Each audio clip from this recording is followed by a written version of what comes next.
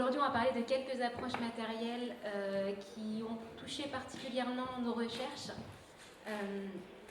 Mais l'étude de la matérialité est quelque chose d'extrêmement large, qui va des constats à l'œil nu, à l'analyse de certains détails dans des tableaux, la métapeinture, essayer de restituer, reconstituer certains objets qu'on voit par de la pratique expérimentale, ou encore ce que nous on va vous présenter aujourd'hui, les analyses matérielles et les rapports de laboratoire.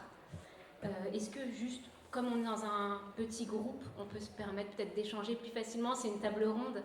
Est-ce que vous-même, vous avez été confronté au problème de la matérialité ou c'est quelque chose juste qui vous intéresse? Ça m'intéresse. D'accord. Principalement d'intérêt. Ok, d'accord. Donc vous n'avez pas encore expérimenté par vos recherches cette approche particulière. Oui. Moi, c'est directement mon sujet d'étude. Voilà, donc ça marche aussi. Moi, je suis artiste et c'est mon sujet de travail. Voilà, donc dans votre quotidien. Du coup, dans le cadre de cette table ronde, on va vous présenter deux parcours universitaires différents, deux médiums différents, deux approches différentes, mais dont le dialogue entre nos spécialités fait écho et dont on se nourrit chaque jour. Donc, Camille et moi, on est chargés d'études et de recherche à l'INHA. Ça veut dire qu'on est doctorante contractuelle, on travaille à mi-temps pour l'INHA et à mi-temps sur nos thèses. Et moi, je l'amène entre l'École normale supérieure à Paris et l'Université de Fribourg en Suisse. Et le thème de ma recherche, c'est les transferts artistiques entre Byzance et l'Italie. Et puis, je le détaillerai un peu plus ultérieurement dans la présentation. Et je laisse Camille se présenter. Bonjour à tous, je vous remercie d'être venus déjà aussi nombreux parce qu'on ne s'attendait pas à ce qu'il y ait du monde, encore une fois, vu la programmation qu'il y a cette année. Je me permets de faire une petite aparté. Sur le programme, il est marqué que la table ronde se termine à 15h30. Elle doit se terminer une demi-heure avant et j'en suis désolée, c'est de ma faute. C'est que je participe au concours de ma thèse en 180 secondes à 15h30 et que je ne peux pas être à deux endroits en même temps. Donc, petit problème de programme, donc on est désolé. Après, on reste là. Enfin, moi, je suis encore là voilà. demain. Après, on est là pour... On est là demain, si vous voulez, pour en discuter. On est à l'attente INHA, donc voilà. Donc, pour en revenir à la présentation, donc moi, je m'appelle Camille Ambrosino. Je suis en thèse en co-tutelle entre l'Université d'Amiens, donc l'UPJV, et l'Université de Gênes, l'Università degli Studi di Genova, sous la direction de Clario Di Fabio, qui est professeur en histoire de l'art médiévale, et Philippe Sénéchal, qui est professeur en histoire de l'art moderne. Ma thèse a un titre un petit peu pompeux comme de nombreuses thèses. Elle s'intitule « Des couleurs en plus, la sculpture polymatérielle dans l'art figuratif lapidaire du XIIIe siècle au XVe siècle en Italie centrale et septentrionale ». Et moi, pour le coup, j'étudie la matérialité de A à Z, puisque c'est le cœur de mon sujet. Mais je vous présenterai ça un petit peu plus, de manière un peu plus approfondie après. Je sais pas si... Du coup, oui, on va vous présenter nos parcours universitaires pour vous montrer comment on est arrivé du coup à la matérialité. Alors, moi j'ai un parcours un peu particulier. J'ai fait d'abord un bac S qui m'a donné l'amour des cailloux, on va dire. Ensuite, j'ai fait une mise à niveau en art appliqué et un BTS en design graphique. Donc très loin de la matérialité, mais j'ai travaillé dans les médias numériques, ce qui est un atout important pour ma thèse, puisqu'en fait ça me permet de mettre en place des bases de données et des cartographies assez facilement. Et c'est une des raisons aussi pour lesquelles j'interviens souvent à l'INHA sur ce genre de choses. Ensuite, le graphisme est un monde particulier. J'ai préféré reprendre mes études en histoire de l'art, donc j'ai fait une licence où je me suis spécialisée en iconographie.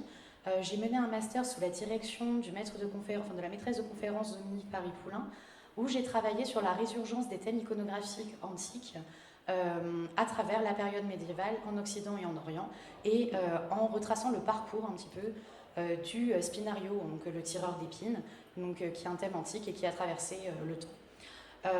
Ce master m'a permis de me familiariser avec différents médiums et de commencer à étudier la matérialité.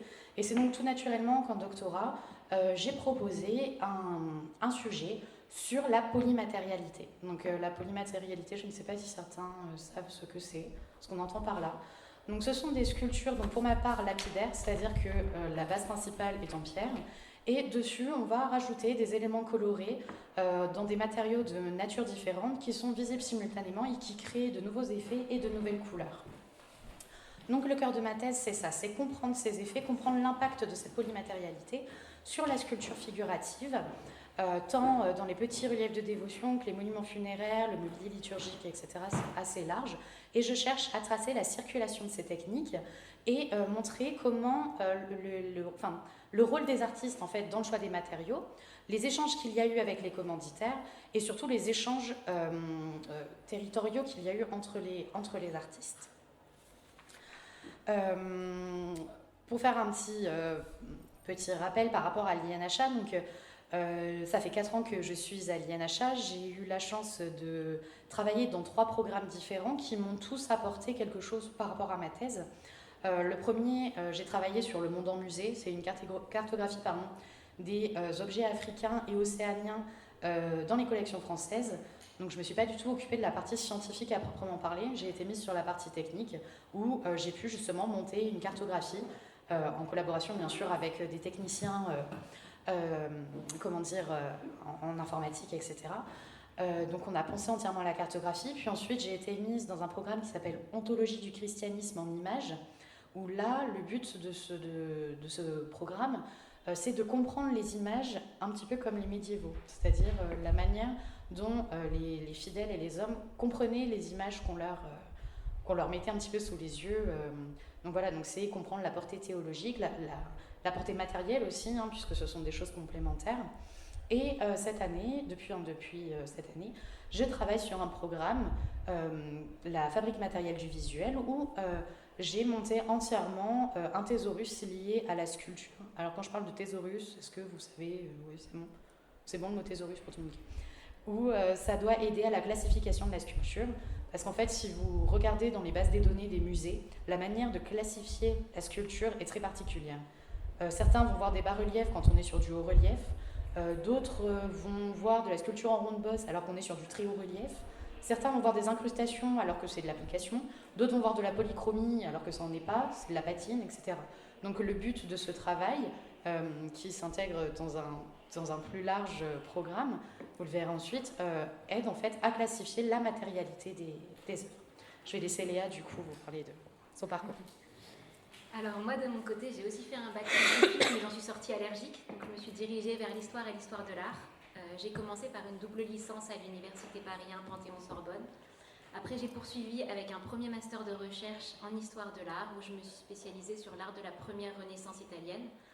Et par la suite je ne savais pas trop quoi faire, donc j'ai continué par un master en plus en histoire où j'ai toujours continué sur cette recherche sur la première Renaissance italienne et c'est là que s'est posé la question de poursuivre un doctorat. À ce moment-là, j'ai eu l'idée d'écrire un projet de thèse qui faisait suite aux 3 mémoires que j'avais écrits sur les transferts entre Byzance et l'Italie. Et dans le texte que j'ai pu relire récemment, il n'y avait pas une ligne sur la matérialité. Le projet avait été construit de manière pluridisciplinaire du fait de ma formation où j'ai pu suivre beaucoup de cours d'anthropologie, j'ai une formation d'historienne, d'histoire de l'art, les analyses comparatives.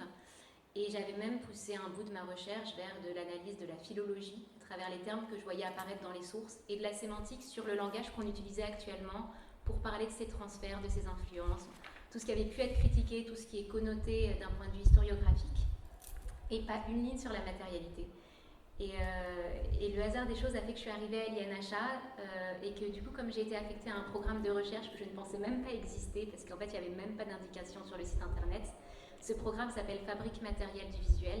Alors, contrairement à Camille, ça fait 3 ans que j'y travaille.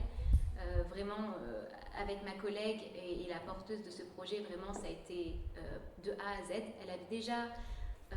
Elle avait en idée de départ d'inclure l'Éthiopie, un bout de l'Italie du Nord et Byzance.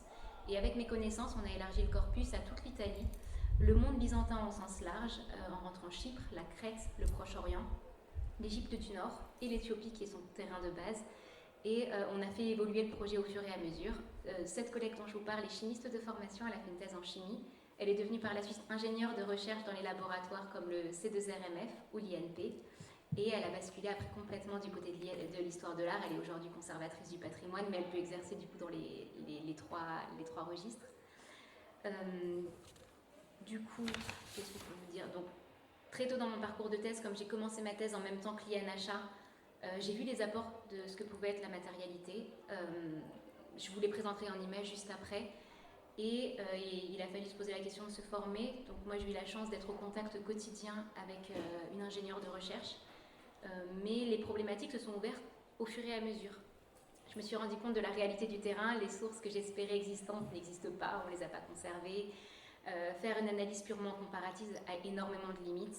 Et ça a été tout un pan de ma recherche. Je n'ai pas abandonné ce que je faisais à la base, donc ça reste juste un des aspects de ma thèse, on peut dire un bon quart. Mais c'est un apport de sources assez inédit, très peu exploité, parce que du coup il faut savoir les lire, ce genre de données. Et je vais vous montrer en fait les résultats que ça a donné pour ma propre thèse.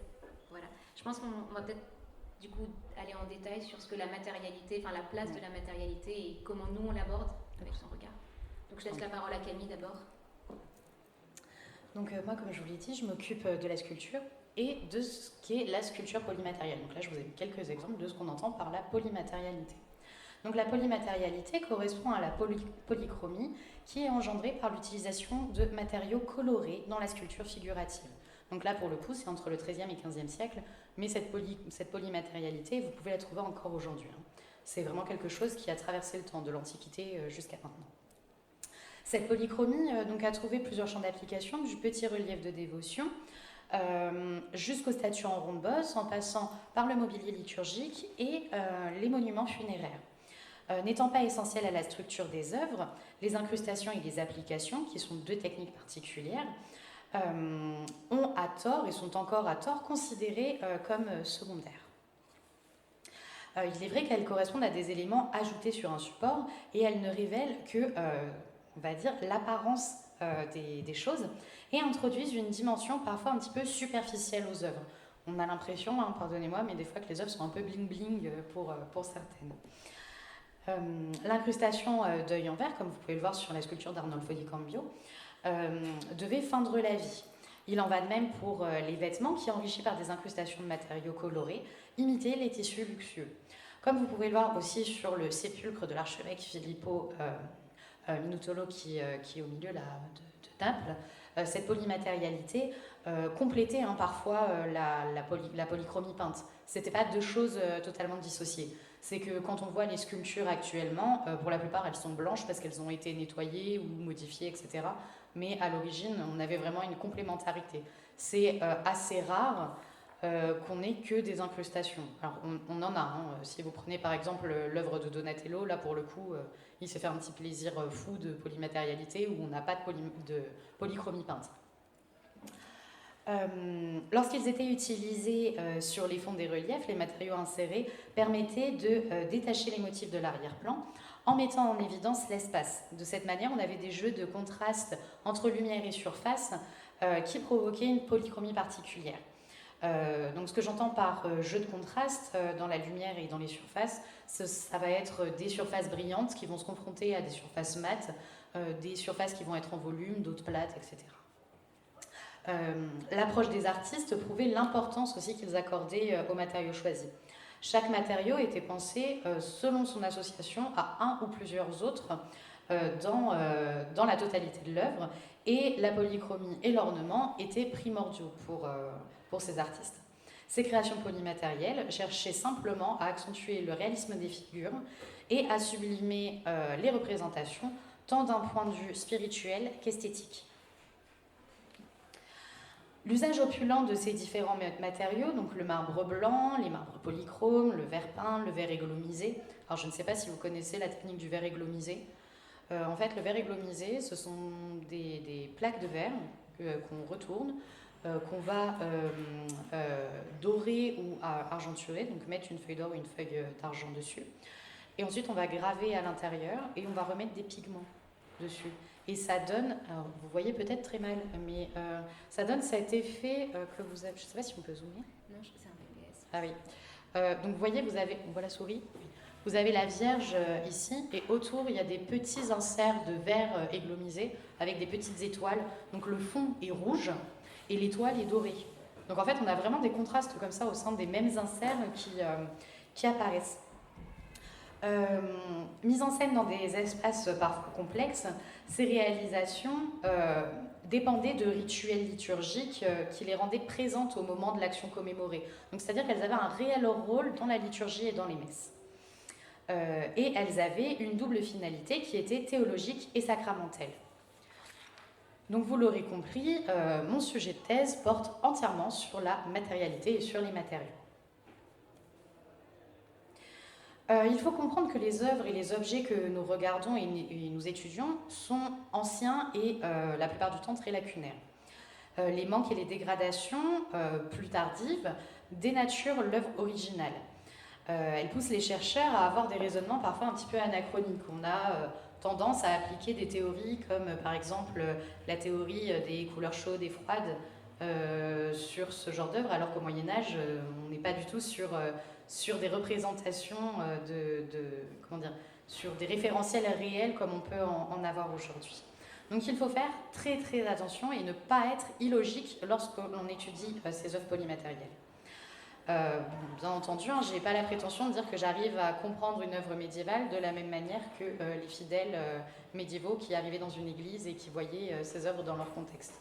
C'est vraiment impossible. Ah non, c'est quelque chose de vraiment impossible parce qu'en fait, tout simplement, on n'a pas la même sensibilité tant culturelle que sociale. Donc on peut s'en rapprocher, les comprendre au maximum, mais on ne pourra jamais les comprendre à 100%. La première difficulté aussi est liée à la documentation. Je commence en fait au XIIIe siècle. J'ai très peu de documents de commanditaires qui disent alors oui, là j'aimerais du lapis lazuli ou du verre. Non, ça n'existe pas ou très peu. Je commence à en trouver pour le XIVe, XVe siècle, mais du coup on a déjà cette matérialité qui en est une autre, qui est la documentation qui est compliquée à trouver pour comprendre ces œuvres. Ensuite, comme vous le voyez sur cette diapo, on a un écart. En fait, c'est qu'on ne peut pas fermer la porte comme ils font la visite. Excusez-moi. Donc, comme vous le voyez sur cette œuvre, on a des siècles et des siècles de changement de goût, mais aussi des siècles et des siècles d'altération.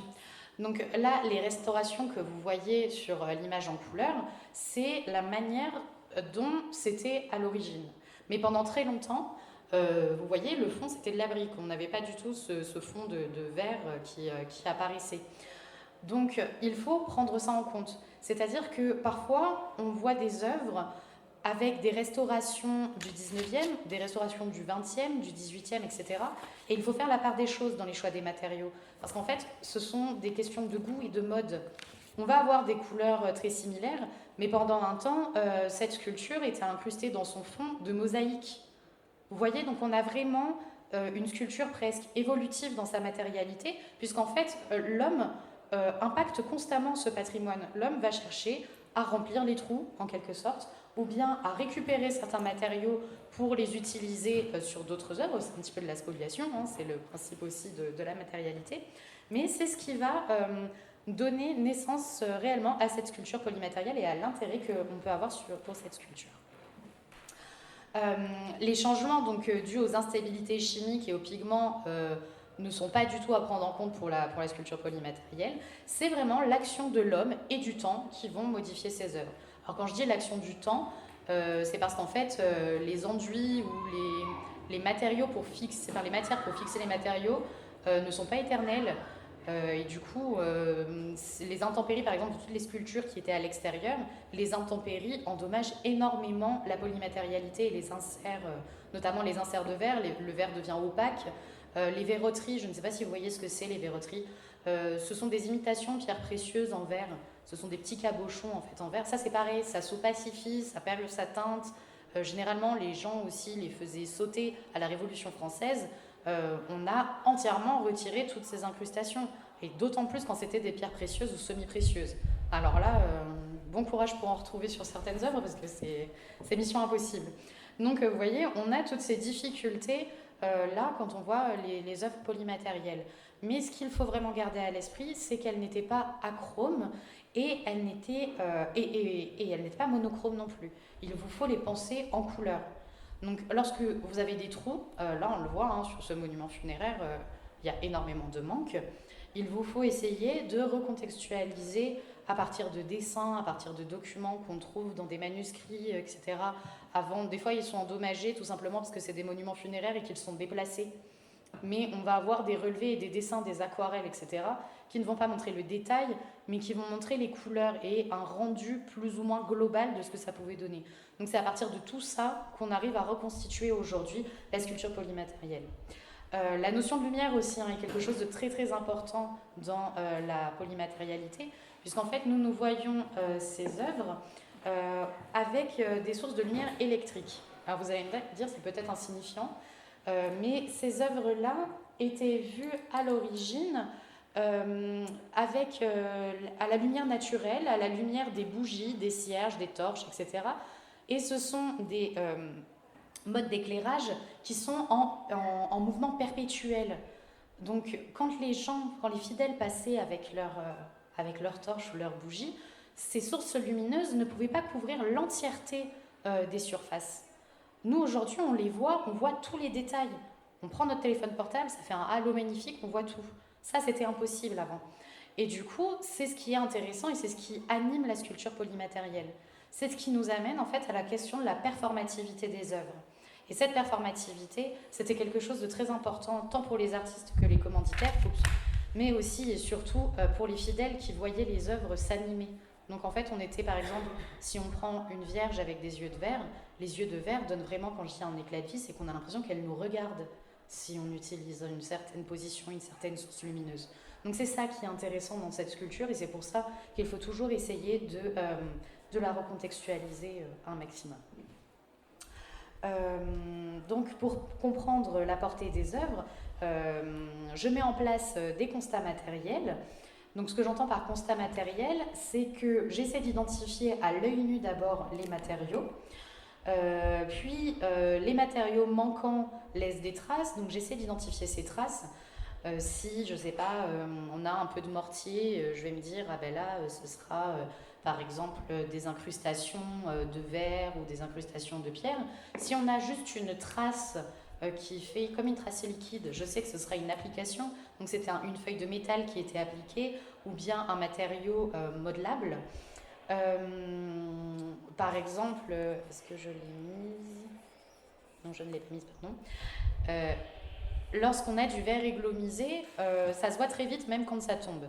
Parce qu'en fait, le verre églomisé, comme je vous l'ai expliqué tout à l'heure, il y a une application de feuilles métalliques et ça laisse des traces de paillettes quand ça tombe. Il y a un dépôt, des petites paillettes qui restent accrochées dans le mortier au niveau de la réserve d'incrustation. Donc tout ça, ce sont des petits indices pour moi qui vont me permettre de faire des hypothèses.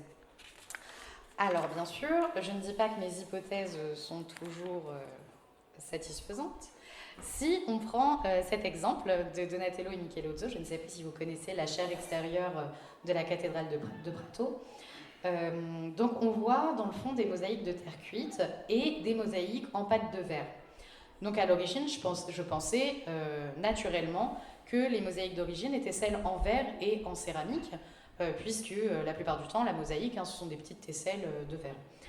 Sauf que, en voyant le rapport de restauration, je me suis rendu compte que ces tesselles de verre avaient été mises au XIXe siècle pour pallier les vides qu'il y avait eu. Et en fait, Donatello et Michelozzo ont simplement fait des tesselles en terre cuite qui étaient ensuite émaillées et peintes. Donc vous voyez, il faut quand même faire attention avec la formation qu'on s'auto-donne en se disant « Ah oui, c'est de la mosaïque, c'est de la pâte de verre ». Non, non, non, oula. Il faut toujours recroiser avec la documentation scientifique. Et c'est comme ça que je peux vérifier mes constats. Donc en fait, quand on étudie la matérialité, notamment au niveau de la sculpture, c'est très important de pouvoir échanger avec les restaurateurs et les conservateurs pour pouvoir comprendre quel matériau était à quelle place et à quel moment. Un autre exemple, et je passerai la parole à Léa après, vous avez ce monument funéraire qui est conservé à Rome dans la basilique Saint-Jean-de-Latran. Donc on voit, vous voyez dans le fond de la frise au-dessus, on a ce qu'on appelle des mosaïques de type cosmatesque. Donc ce sont des mosaïques en pâte de verre, mais qui sont issues d'une tradition d'Italie centrale, où en fait on crée des modules avec des inserts de pierres colorées pour créer des pavages. Donc C'est c'est ce qui est arrivé juste après l'opus sectile. Je ne sais pas si vous voyez ce que c'est. C'est gros, comment dire, ce sont des tableaux de pierre en quelque sorte, où on va avoir des découpes dans des pierres pour former des paysages, former des animaux. Ça se faisait beaucoup dans l'Antiquité. Donc, pour revenir à mes mosaïques de type cosmatesque, sur ce monument, on peut voir des tesselles rouges, or, bleu et noir. Donc, grand bien nous fasse, on a toutes ces couleurs, on se dit c'était très joli. Sauf que en prenant le rapport de restauration et notamment le rapport d'analyse au rayon X qui a été réalisé sur ce monument funéraire, on se rend compte que les tesselles noires étaient dorées à l'origine et que les tesselles rouges étaient soit rouges, soit dorées. Donc tout de suite, ça devient un petit peu plus compliqué, ça devient un gros casse-tête pour comprendre le rendu final. Et c'est quelque chose qui est tout à fait commun, puisque j'ai retrouvé ça sur un monument à Naples, le monument de Marie de Hongrie, le monument funéraire de Marie de Hongrie, où là, on voit vraiment la feuille d'or qui apparaît encore sur certaines tesselles rouges et certaines tesselles noires. Alors, on peut se demander pourquoi c'était comme ça, et c'est très simple à expliquer. C'est que les artistes se sont rendus compte qu'en utilisant une couche noire ou une couche rouge en dessous de vert, et en appliquant par-dessus la feuille d'or, ça permettait de donner une teinte à l'or. Quand c'était sur un fond rouge, on avait une feuille d'or qui prenait une teinte beaucoup plus chaude, qui était beaucoup plus lumineuse, en quelque sorte. Alors que quand elle est sur fond noir, ça la ternit un petit peu. Et donc, face à ces œuvres-là, on avait des contrastes à l'intérieur même des nuances dorées. Et ça donnait un rendu complètement différent avec les lumières. Là, je me suis un petit peu amusée personnellement avec un briquet comme c'était en extérieur et passer à côté la flamme pour voir justement la différence de couleur des tesselles. Et vraiment, ça rend ça fait des effets totalement extraordinaires. L'or ne rend pas la lumière de la même manière. Et c'est comme ça que j'ai pu réussir à comprendre ce qu'ils entendaient par la portée dévotionnelle des œuvres. C'est parce qu'en fait, quand on est face à une œuvre comme ça, qui scintille de tous les côtés, qu'on est sur un monument funéraire d'un homme d'église, pour les papes, il y a toute une série de monuments funéraires de papes comme ça, on comprend quand on dit que Dieu est présent. Je ne suis pas croyante, mais là, je l'étais presque. On a cette présence divine qui apparaît, cette matérialisation de ce qu'on peut appeler l'essence divine. J'ai peut-être été un petit peu longue. Je vais laisser la place aller comme tu veux. Dis-moi. Oh, pardon. Excusez-moi pour...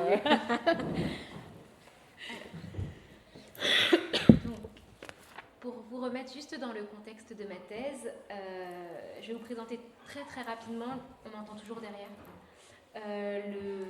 le corpus d'images sur lequel je travaille et les limites qui sont arrivées très très vite au cours de ma recherche.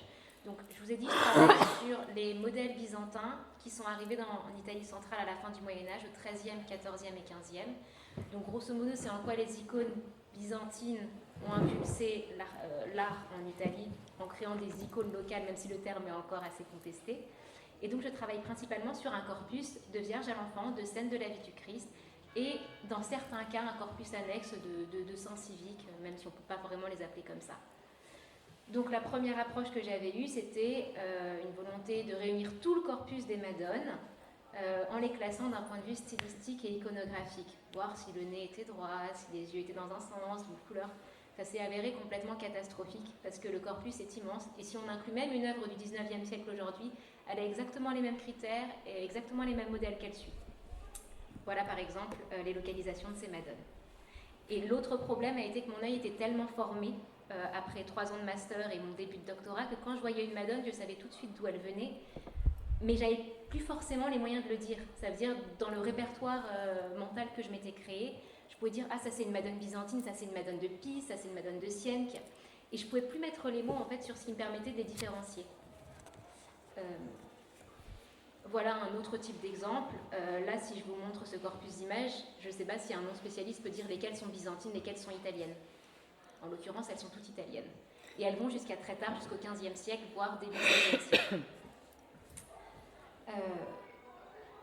Donc, dès que l'approche matérielle, dès que j'ai pu entrer à l'INHI, qu'on m'a parlé des nouvelles données que je pouvais apporter à ma thèse et en fait étoffer mon corpus on peut dire des preuves scientifiques, ce qui m'a été beaucoup reproché en fait par cette analyse comparative et par certains historiens qui estimaient que du coup, juste basé sur son œil, sur le style, avait certaines limites. Et du coup, j'ai décidé de l'intégrer à ma recherche. Donc, je ne fais pas une croix sur toute la recherche de sources, je cherche toujours les actes de commanditaires, voir si certains modèles étaient décrits comme byzantins quand on les cherchait, comment eux les voyaient. Ça veut dire dans certains inventaires, on va voir pourquoi ça s'est arrêté. D'accord. Bon, dans certains inventaires, on va voir pourquoi si ça s'appelait une icône grecque ou une icône toute seule, ou si même nous, on arrivait à distinguer certaines caractéristiques plastiques d'une zone comme une autre. Donc la matérialité, ça a été un moyen pour moi de comparer les deux corpus, le corpus grec et le corpus italien. Je me base principalement sur l'analyse des stratigraphies, c'est-à-dire la manière dont on va peindre les œuvres, depuis le gesso qu'on va poser, les couleurs, comment on va les monter les unes par rapport aux autres pour peindre, que ce soit un vêtement, un visage, un fond, la manière dont on pose l'or, si c'est de la dorure brunie, si c'est... Enfin, toutes sortes de techniques et d'applications. Est-ce que, par exemple, le trait de pinceau, on va le faire de manière circulaire? Est-ce qu'on va peindre en aplat? Du côté russe, on peint par flaque, on appelle la technique de la goutte. Et en fait, l'eau, en s'évaporant, va faire qu'on voit moins les traces du pinceau. Et on va essayer de les masquer. Du coup, je compare plusieurs éléments dans mes recherches. Le nombre de couches, s'il y en a 1, 2, 3, 8, 12. J'ai mis des images. Alors elles sont après, elles arriveront après les images. Ce qui est très révélateur, si on voit 12 couches, un ingénieur de recherche va tout de suite sursauter et fait pourquoi il y en a 12? Alors il se trouve que dans la moitié du temps, il y a 6 couches originelles et 6 couches de repeint. C'est rare de peindre avec autant de couches. La majorité des cas, si on peint un visage, c'est 2 couches. Enfin, 2 couches posées en plusieurs fois. On va en avoir une verte et une plus rose pâle. Donc je compare le nombre des couches, je compare l'agencement des couleurs entre elles. Si on met pour un manteau, si on va mettre du marron, du rouge puis du bleu, ça ne va pas faire le même effet que du rouge, du marron puis du bleu. Le manteau en lui-même sera bleu, mais donnera un autre effet visuel à avoir. C'est la même chose pour les visages. Si je mets du vert, du marron, du rose et encore du rose plus clair, c'est pas la même chose que marron, puis vert, puis rose plus clair. Idem les mélanges de pigments. Si c'est des techniques particulières, ça veut dire la plupart du temps on voit que de la terre verte pour faire du vert sur un visage. Si on va mélanger de la terre verte avec un ocre, c'est une spécificité. Enfin, je piste la présence de pigments rares qui sont hyper difficiles d'utilisation parce qu'ils requièrent une technicité particulière. C'est notamment le cas de l'indigo. À Byzance, on utilise beaucoup l'indigo, mais c'est un pigment qui est tellement sombre que si on le pose mal, ça devient tout noir, donc en fait, ça n'a aucun intérêt. Il faut savoir le mélanger avec du blanc de plomb dans des proportions particulières. Et si à Byzance, on va le voir dans les couches supérieures, c'est-à-dire celles qui sont les plus proches de l'œil, donc on va peut-être en mettre 3 en dessous et de l'indigo après. En Italie, dans les rares cas où je le vois, c'est la première couche qui va être ensuite éclaircie avec des matériaux comme de l'azurite ou du lapis lazuli. Un dernier point, parce que je n'y ai pas pensé en fait à le mettre dans mon corpus, mais j'y ai pensé quand Camille a parlé en fait de parfois se méfier de l'œil. J'ai découvert ça assez récemment, c'est-à-dire que je me basais principalement sur les études stratigraphiques, mais il faut aussi se baser sur les radiographies et les infrarouges qui font sortir différents éléments et en fait dans certains cas mes panneaux ont été repeints. Et en fait, je n'ai aucun moyen de le voir si je me peins. Quand on les voit aujourd'hui, on va penser que c'est une œuvre du 19e, alors qu'en fait, il peut se cacher une œuvre médiévale en dessous. Et comme moi, je cherche les prototypes byzantins, parfois, j'ai des prototypes purement italiens, à la Duccio, qui ont quand même déjà évolué. Et en fait, certaines radiographies vont faire ressortir certains éléments blancs, certaines touches de peinture que les peintres byzantins ou ceux qui veulent peindre à la manière byzantine vont faire ressortir, et c'est flagrant sur une radiographie. De la même manière, une infrarouge va faire ressortir tout ce qui est carbone, donc le dessin préparatoire, et nous, ce qu'on peut penser être un schéma iconographique qui n'était pas byzantin à la base, si on regarde l'image originelle, en fait non, certaines formes sont byzantines, c'est juste que par la suite, le peintre a changé d'avis. Enfin, voilà. Donc, je vais essayer de vous montrer en images des images un peu plus parlantes que tout ce que je vous ai expliqué, et tout d'abord quelque chose pour vous montrer comment on peint un visage, où j'essaie de faire une analogie assez particulière avec le maquillage, ce qui est assez parlant généralement. Donc, pour les femmes ici présentes, peut-être que ça vous parlera plus. Le visage se constitue par un ton de base, notre fond de teint. Ensuite, on rehausse le tout par des correcteurs à certains niveaux du visage, du fard à joues, de l'highlighter, et ensuite une poudre matifiante pour brunir le tout et éviter de briller. Voilà le tableau d'origine. Un tableau qui a été réalisé au milieu du XIIIe siècle. Le parallèle avec le maquillage est assez frappant sur cette image.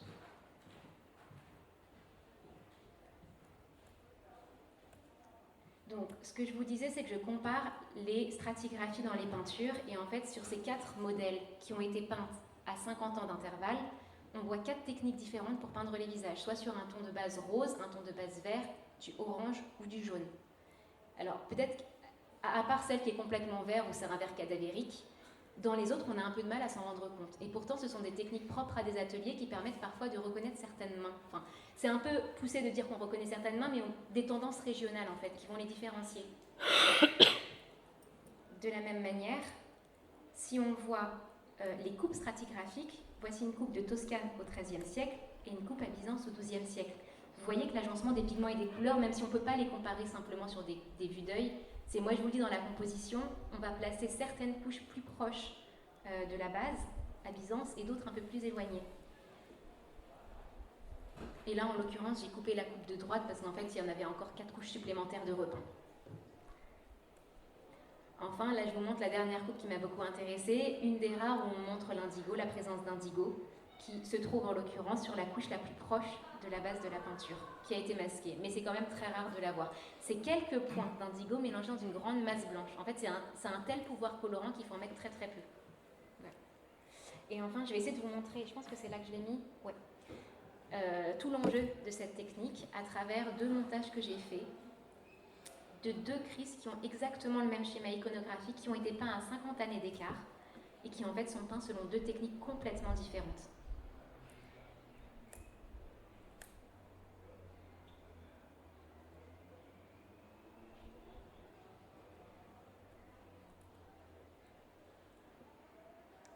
Voilà. Je pense qu'on va peut-être maintenant vous expliquer assez rapidement la manière dont on s'est formé pour apprendre à lire ces données, parce que là je vous ai montré beaucoup de coupes stratigraphiques et les résultats tels que j'ai pu les tirer, mais j'ai dû apprendre à lire ces données, et Camille aussi à sa manière sur son corpus.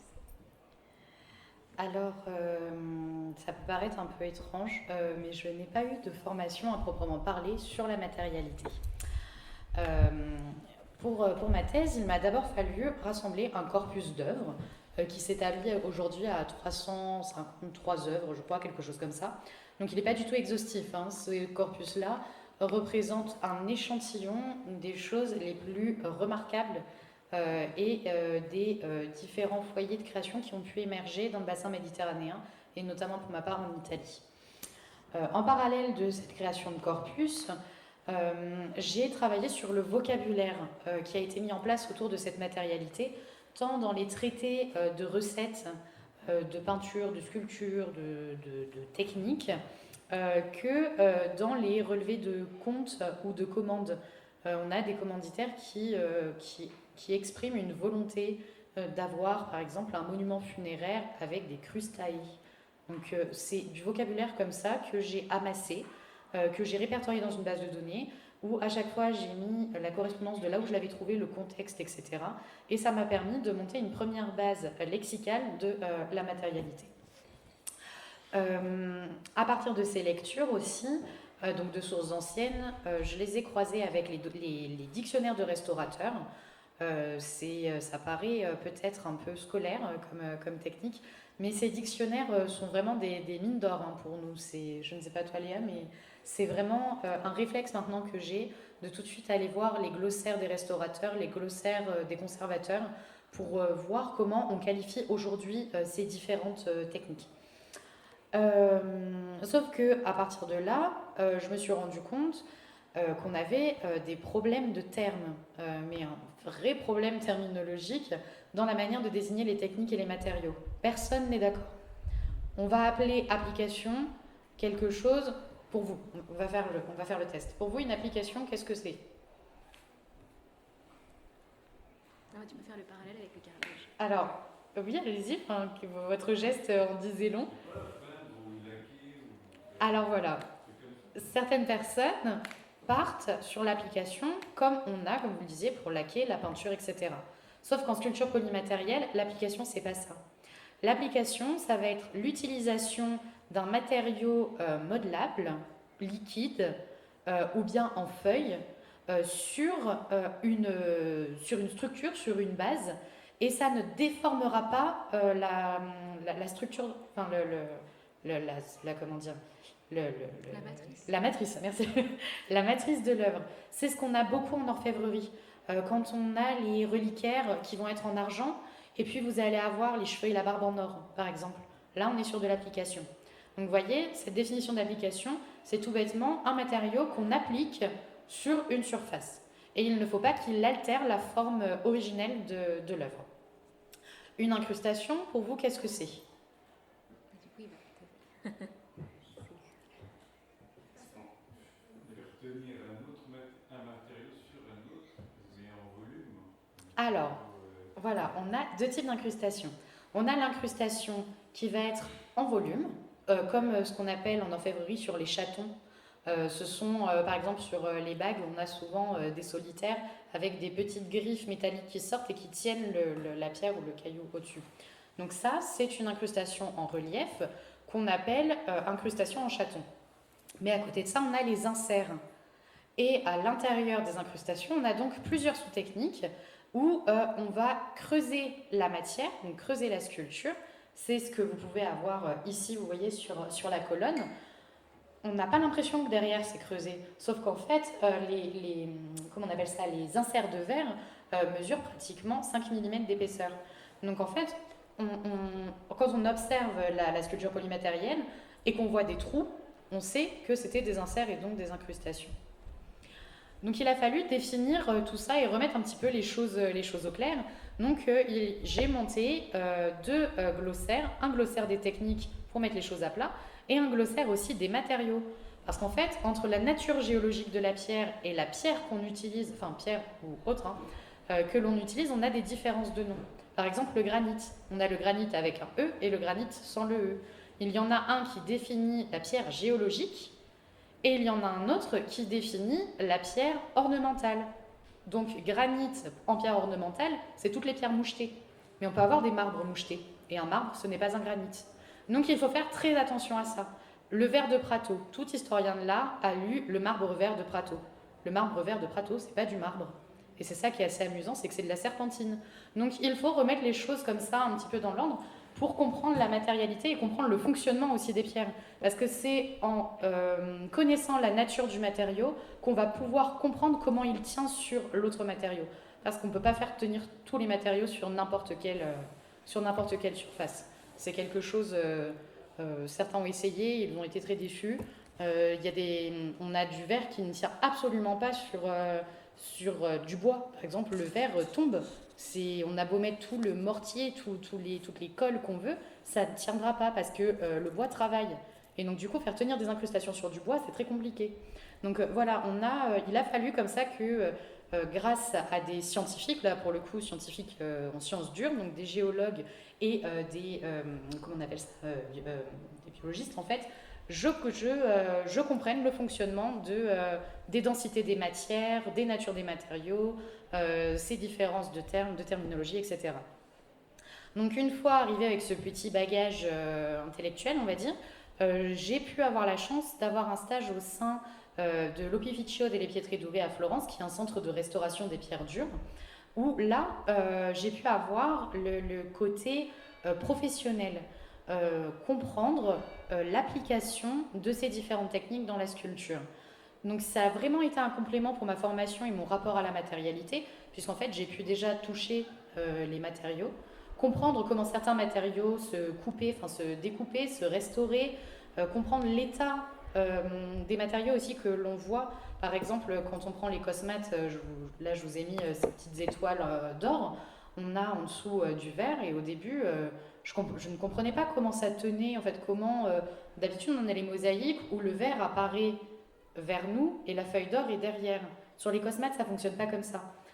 La feuille d'or est appliquée sur la face extérieure, donc ça s'abîme énormément et je ne comprenais pas comment ça pouvait tenir. Mais grâce à ce stage, j'ai pu regarder correctement avec des loupes binoculaires, etc. et comprendre comment ça fonctionnait.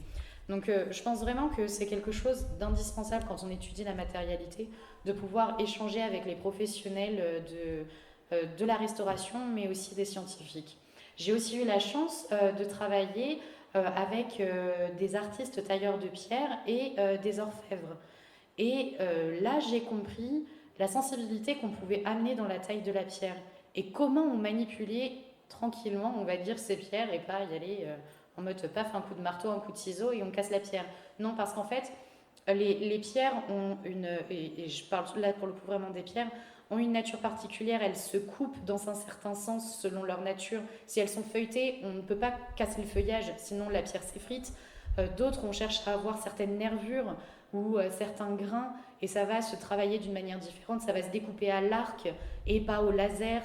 Donc ça m'a vraiment permis d'avoir une vision vraiment globale des matériaux. Et vraiment, je vous encourage, si vous avez la possibilité et si vous travaillez comme ça sur la sculpture, d'échanger avec les gens qui travaillent dessus.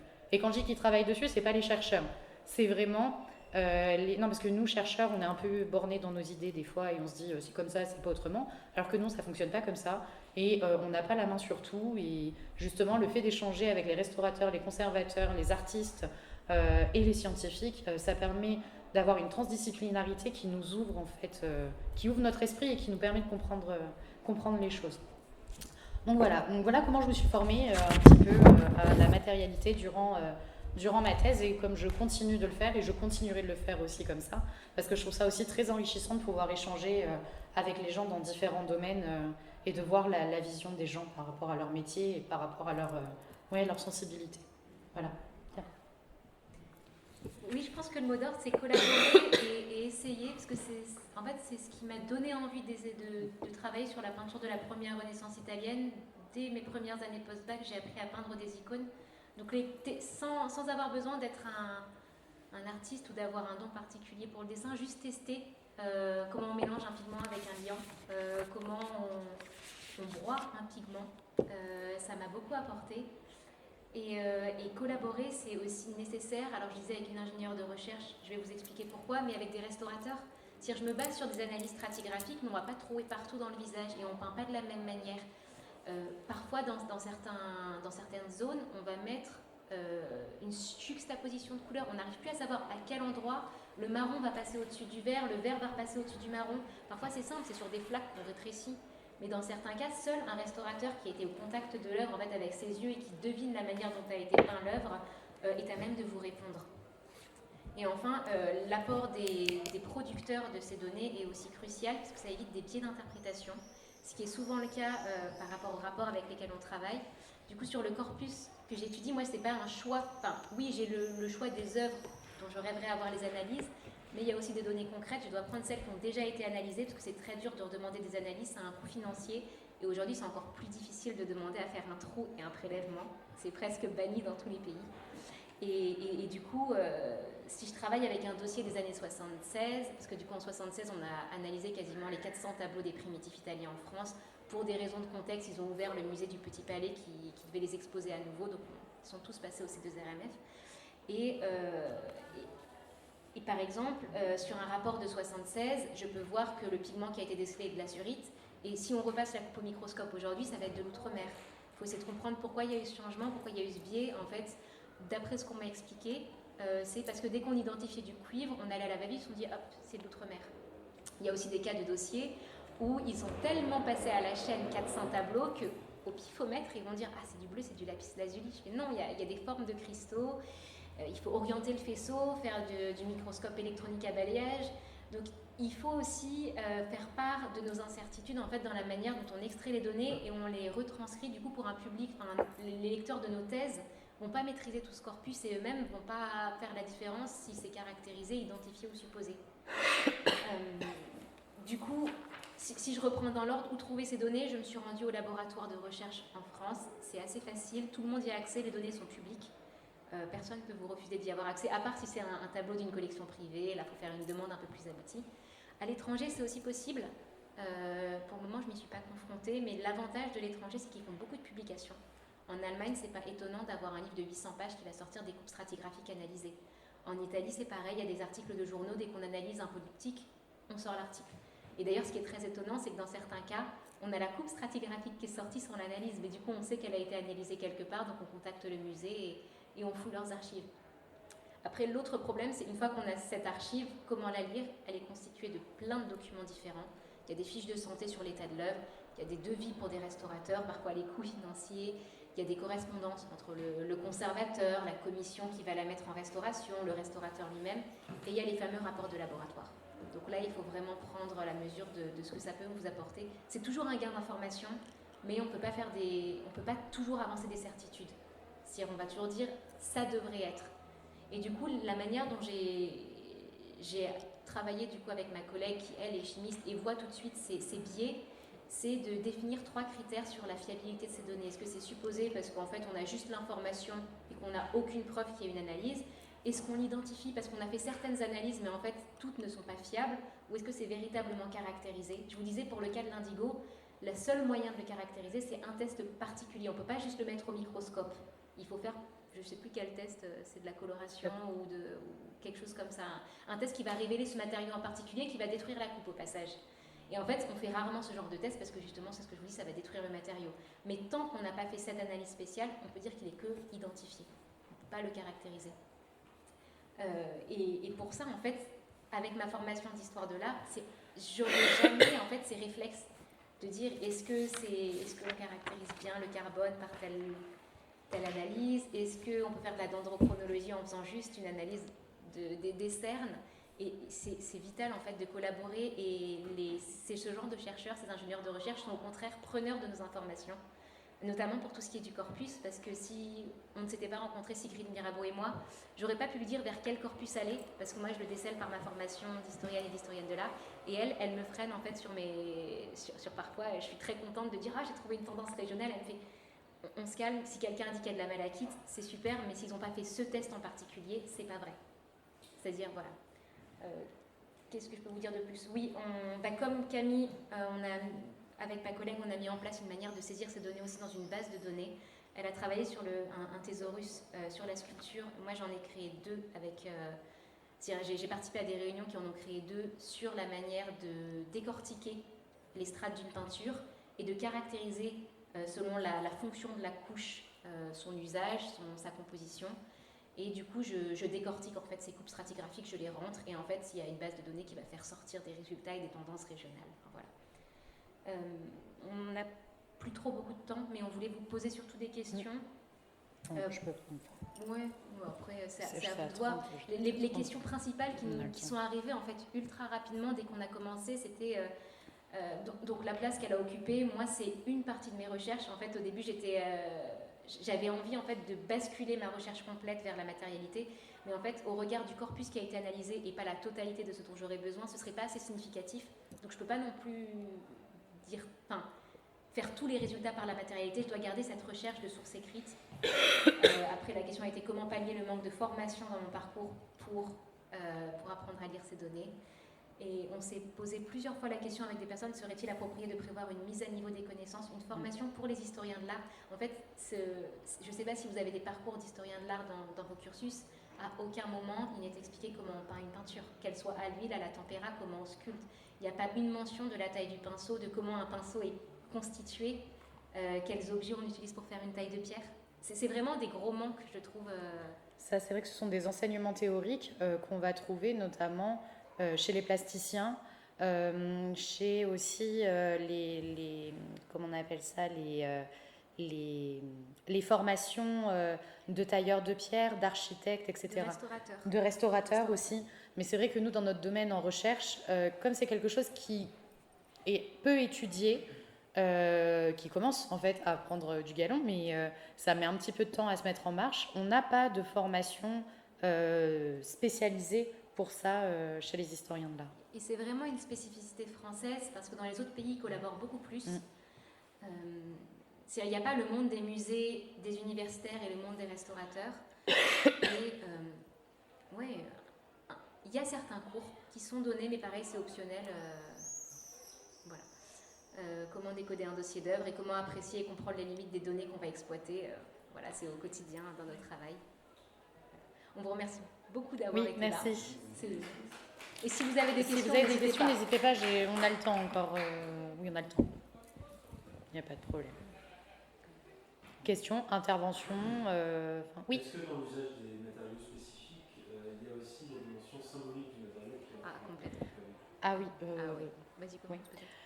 Alors moi dans la sculpture oui, hein, c'est quelque chose, c'est tout un pan de ma recherche. Au début je parlais de performativité. Alors il y a plein de termes un peu compliqués, performativité, varietas, mimesis, etc.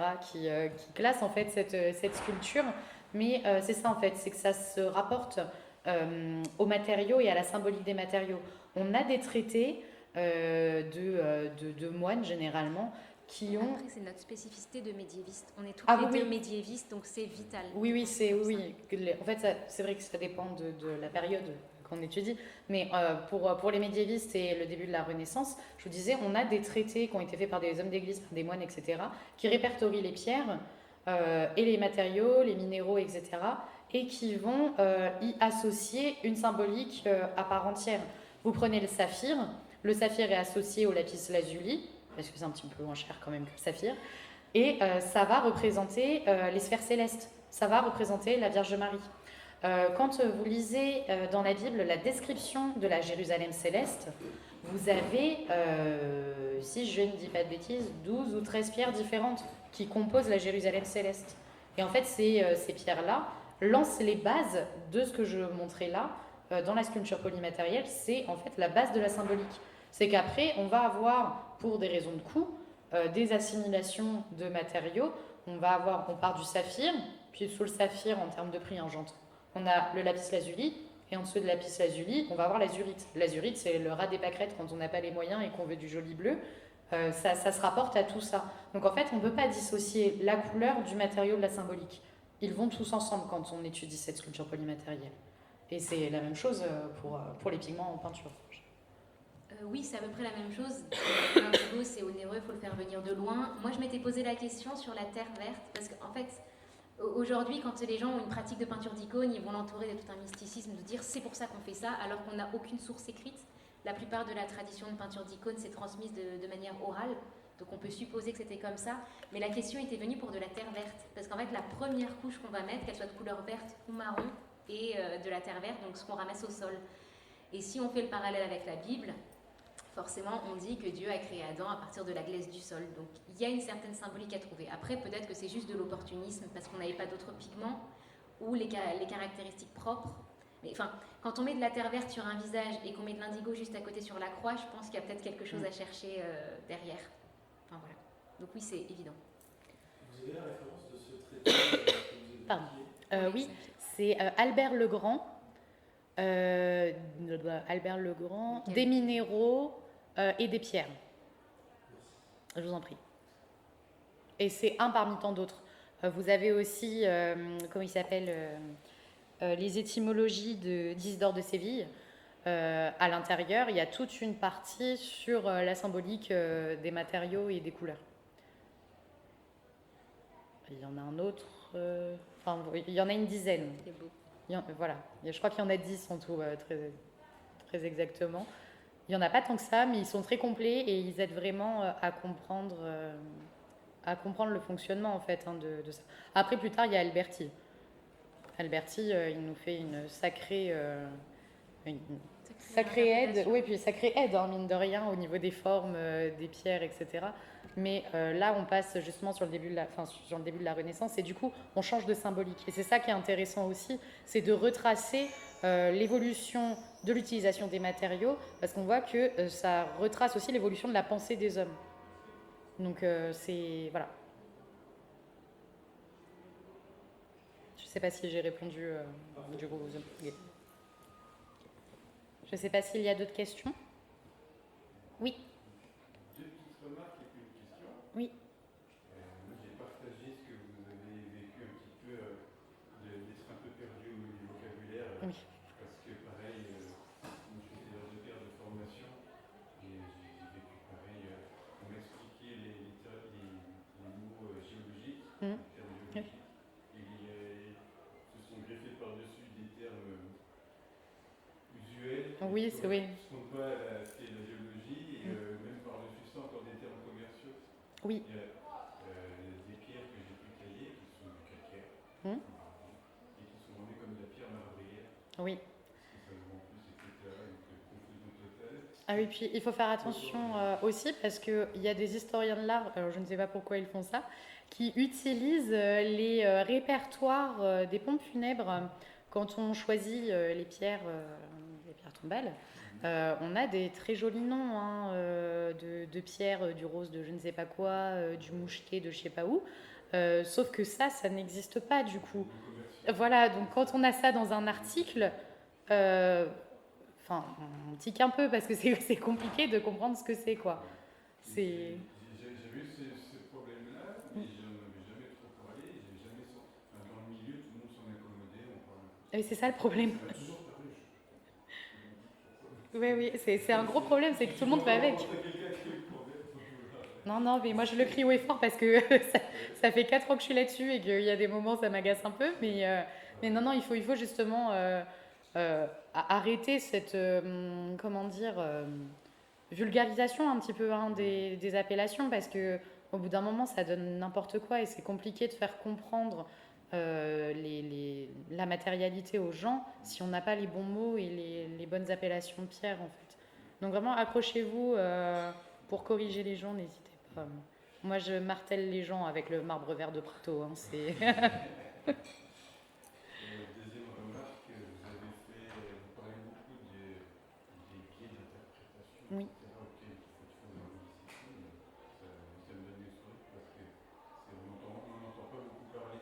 Moi, je ne suis pas spécialiste en rien, je suis du grand public, je me forme, je suis intéressé. Et dans ce qui est accessible au grand public, on n'entend pas ça. Oui. Mais je sais que pour fouiller quand même un petit peu plus que le grand public, je sais qu'il y a plein de biais qui peuvent se venir de tous les côtés comme ça, mais je dois vous entendre que vous êtes assez carré. C'est la raison que ça fait plaisir de voir. Alors, on n'est pas assez carré, c'est qu'on se fait bien entourer et il y a des personnes qui vont nous freiner à temps. Après, c'est aussi parce qu'on allait chercher la donnée brute. Enfin, dans mon cas, c'est de la donnée brute. Je ne vais pas aller chercher l'analyse parce que la plupart, parfois, des rapports qu'on va avoir dans les publications, ils vont dire on a ce matériau, celui-là, sans mettre la coupe, sans mettre le prélèvement, sans mettre par exemple, le spectre pour analyser certaines couleurs. Et alors, même si moi, je ne sais pas forcément les lire, je vais demander à quelqu'un est-ce que dans cette donnée, c'est plus ou moins fiable ? C'est-à-dire parce que si j'arrive à montrer que c'est fiable à 100%, je vais réussir vraiment à prouver mon histoire de transfert. Mais sinon, ça reste de la spéculation. C'est que vous essayez d'aller vers la fiabilité. Je pense que c'est parce qu'on nous l'a reproché. C'est plus dans le parcours, on nous a reproché parfois C'est ce qui me fait plaisir d'entendre, c'est que quelqu'un vous l'a reproché. C'est ça que Alors, c'est pas dans ce sens-là qu'on me l'a reproché. On me l'a reproché par... Ça dépend sur qui on tombe par rapport au travail d'un historien de l'art. Oui. Parfois, il n'est pas bien vu selon certains milieux et on estime que c'est pas une approche scientifique. Et je me suis déjà battue pour cette approche-là pour montrer que le tableau est une source picturale et ça allait dans la prolongation. Et c'est vrai qu'on n'a pas le même accueil, c'est-à-dire que là, on est dans un festival d'histoire de l'art, mais selon les publics et les générations sur qui on tombe, c'est un peu compliqué de faire comprendre que oui, à travers un tableau, on peut retracer une histoire un peu différente, compléter en fait ce qu'on sait déjà. Et puis il faut vous dire aussi que l'histoire de l'art c'est quand même une matière, si je puis dire, c'est pas matière que je veux dire, mais une discipline, merci. C'est une discipline où on a commencé à enseigner en s'attachant à l'attribution, Oui. à l'attribution des œuvres, à chercher les mains des artistes, à chercher à dater, etc. Et la matérialité, ça a été laissé totalement de côté.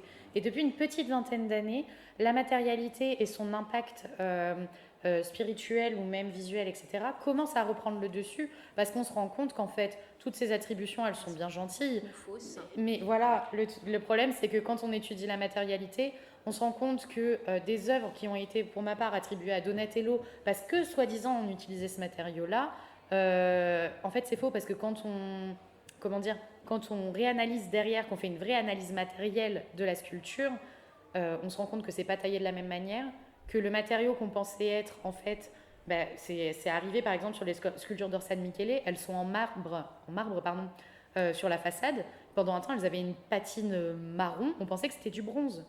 Et du coup, on était parti du principe, waouh, quelle magnifique sculpture de bronze. Sauf qu'une fois que c'est parti au nettoyage, on s'est dit, oups, bon, il faut reprendre tous les livres et puis on va tout corriger. Donc c'est pour ça, en fait, depuis quelques années, on commence vraiment à s'intéresser à la matérialité parce qu'on fait des faux sens et on attribue des œuvres aux gens à partir de ces faux sens matériels. Donc c'est vraiment quelque chose, il faut s'accrocher, à mon avis, d'ici 50 ans, c'est bon, ce sera acquis, ce sera dans les manuels. Mais non, c'est quelque chose qui va qui arrive en fait, parce qu'on fait partie d'une génération où en fait on travaille beaucoup sur ces notions-là, beaucoup sur la matérialité. C'est aussi intéressant que difficile, quoi. Donc, Ah oui. pas, En fait, ça, c'est plus l'approche, parce que moi, on m'avait parlé d'un tableau de la Renaissance où il y avait une mouche, où Daniel Arras a écrit un livre entier dessus. Oui. Est-ce qu'il allait voir le rapport de laboratoire, voir si la mouche est d'origine ou si c'est un repeint? Parce que le nombre de tableaux, on a dit, ce sont des faux du 19e et on a gratté. Enfin, faut pas dire ça, ni décalé. Enfin, on a enlevé la première couche grâce à des techniques. Bim, on tombe sur une couche du 15e. Oh, en fait, c'est encore un peu bizarre. On enlève une couche, on est sur des couches du 14e. Les repeints, on les voit pas forcément à l'œil nu. On se doute qu'il y a quelque chose de bizarre, mais si on n'appelle pas un conservateur qui passe une lampe à UV, voir s'il y a quelque chose de spécial.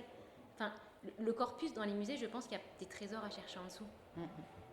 Et ça suffit plus, en fait, de se baser sur de l'analyse stylistique et iconographique. Ça rejoint ma question. C'est les études de stratigraphie, là, que vous parliez. Ça se passe comment concrètement? C'est une fonction sur... Alors concrètement, je n'ai le droit de rien faire en tant qu'historienne de l'art. Ça, c'est aussi la particularité française. Je regarde les œuvres de loin et je lis dans les ouvrages. Alors, dans mon cas particulier, les 400 tableaux ont quasiment été tous analysés parce que pour une raison politique, ils ont voulu ouvrir un nouveau musée. Ils ont en fait, c'est la collection Campana du fond. Enfin, au moment de Napoléon III, on a une collection qui a été achetée par la France, dispatchée dans plein de musées différents. Et en 1976, on s'est dit, oh, au fait, on a beaucoup de primitifs italiens. Pourquoi on ne les réunirait pas tous dans un musée? Donc, on a tout réuni au Petit Palais et on a fait une petite déviation par le C2RMF pour les analyser. Donc, toutes les données existent. Et j'ai plus qu'à les récupérer et demander si c'est possible de les retravailler. Donc là encore, il y a des partenariats. Dans les faits, c'est souvent un conservateur qui, pour une exposition ou pour une recherche particulière, va demander à restaurer un tableau et en le passant en laboratoire, il va demander à ce qu'on fasse un prélèvement si ça lui dit. Sinon, en fait, beaucoup d'œuvres peuvent passer en laboratoire sans qu'il y ait de prélèvement. Et si ce n'est pas une restauration, on ne prélève pas en France. Dans d'autres pays, j'ai vu qu'ils étaient plus ouverts. On fait un petit trou et puis un restaurateur passe derrière colmater et ça va. Il n'y a pas... C'est pareil, il faut que ça passe en laboratoire.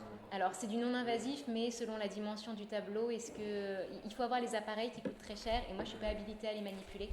J'ai vu qu'il y avait des caméras thermiques dans les budgets. Ça m'avait assez frappé, ça coûtait 10 000 €, mais il faut savoir l'utiliser.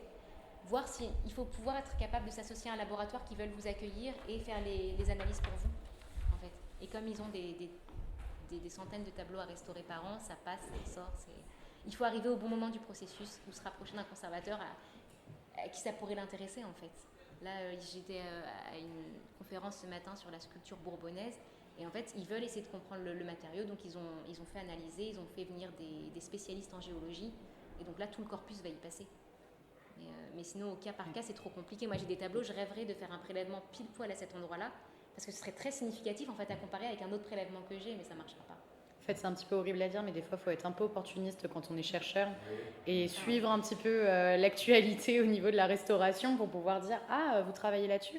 Mais potentiellement, dans mon corpus, j'ai quelque chose d'à peu près semblable. Même si des fois, c'est pas du tout semblable. C'est moi qui vais vous apporter quelque chose mais en voilà, plus. c'est ça. Donc, s'il vous plaît, aidez-moi. C'est vraiment, il y a vraiment cet échange quand même avec...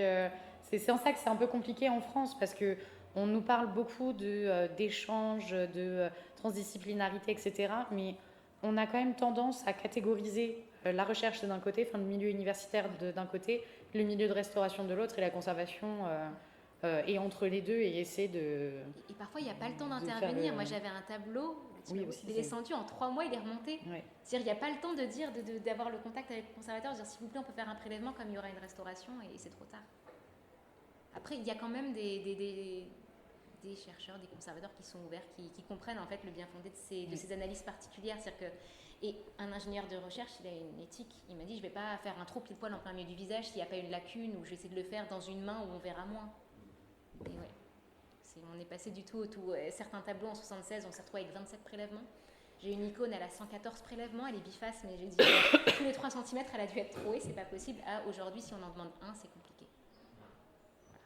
Mais la moyenne, c'est entre 3 et 5 sur mon corpus, par panneau de prélèvement. Voilà. Vous avez d'autres questions, d'autres...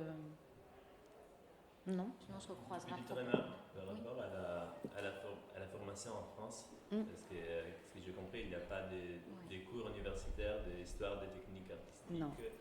Très peu. Et il n'y a même pas de manuel sur ça. Alors, C'est pas forcément dans un manuel que j'irai me former. Alors je peux vous parler sur ma spécialité, la nôtre, enfin sur la première Renaissance.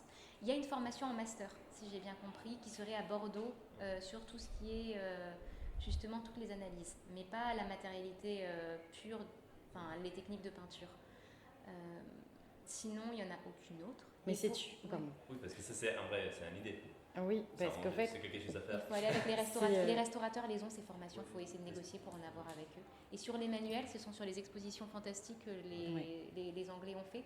Et en fait, leur catalogue, par exemple, moi je vois la collection Art in the Making, où en gros c'est vraiment un manuel école type de ce qu'il faut faire pour reconstituer une peinture, quelles analyses il faut faire. Il est comme ça, et c'est un manuel grand public qu'on a acheté à la sortie de l'exposition. De plus en plus, il y en a. Moi je vois ça en Italie. Moi je le vois en Italie, c'est des 73, c'est le premier manuel d'histoire de technique artistique. C'est un grand manuel avec ses limites, mais c'est un ouvrage qui a toutes les informations pour les historiens de l'art. Pour la France et les pays francophones, c'est la Belgique qui a beaucoup. Mais encore une fois, ce sont des manuels à l'origine qui sont destinés aux restaurateurs. Okay. Quand je parlais des dictionnaires, etc., tout à l'heure de restauration, c'est chez eux en fait que j'ai pris toute la documentation. Et c'est de la documentation qu'ils donnent dans les universités aux historiens de l'art, en édulcorant quand même beaucoup de choses. Mais il y a quand même une base solide. Et pour avoir la formation complète, c'est avec les restaurateurs. Mais ce qui est bien, c'est que si j'ai bien compris, elles sont ouvertes à tout le monde. Okay. Donc en fait, on peut se former vraiment comme on veut. Alors que nous, c'est un petit peu plus compliqué pour aller suivre des cours à l'INP. Moi, le grand drame aujourd'hui, c'est d'aller regarder les sections dans les musées pour les enfants. En Italie, j'ai acheté tous les catalogues où on explique la technique du pouvoir, la technique de la peinture, la technique de la miniature. En République tchèque, ils ont fait un fascicule pour un enfant pour lui expliquer une coupe stratigraphique. Et de A à Z, et en fait c'est juste qu'on ne fait pas cet effort de vulgarisation. Il y a de plus en plus maintenant des tables où en fait ils expliquent les analyses qu'ils ont menées. C'est-à-dire, ils analysent un tableau en particulier et ils en font une certaine vulgarisation à un certain niveau pour dire voilà on a fait ça pour ça, pour ça. Ouais, je suis désolée. Mais oui, on a une marge de progression. Là. Après, je vous parle de la matérialité en histoire de l'art, allez parler aux archéologues, c'est au fondement de leur discipline. Tout ça, ils le font dès les origines. On est très très en retard, et encore plus en France que dans d'autres pays.